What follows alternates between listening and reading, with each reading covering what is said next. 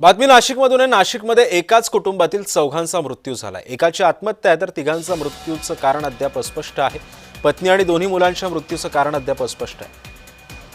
नाशिकमध्ये या तिघांची हत्या झालेली आहे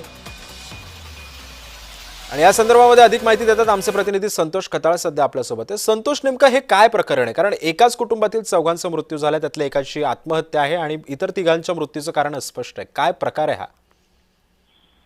नाही, बरोबर आहे। नाशिकच्या देवळा तालुक्यातील ही घटना असून सकाळी ही घटना उघडकीस झाली असून फुले माळेवाडी या परिसरातील ही घटना असून यामध्ये एक युवक स्वतः दोरीने फाशी घेऊन आत्महत्या केल्याचे दिसून आले। त्यानंतर पत्नी आणि मुलगा हे देखील यांच्या झोपलेल्या अवस्थेत मृतदेह आढळले असून याचा तपास जे आहे उपपोलीस अधिकारी करत आहे। घटनास्थळी आता सध्या फॉरेन्सिक टीम सुद्धा दाखल झालेली असून याचा तपास सध्या चालू आहे।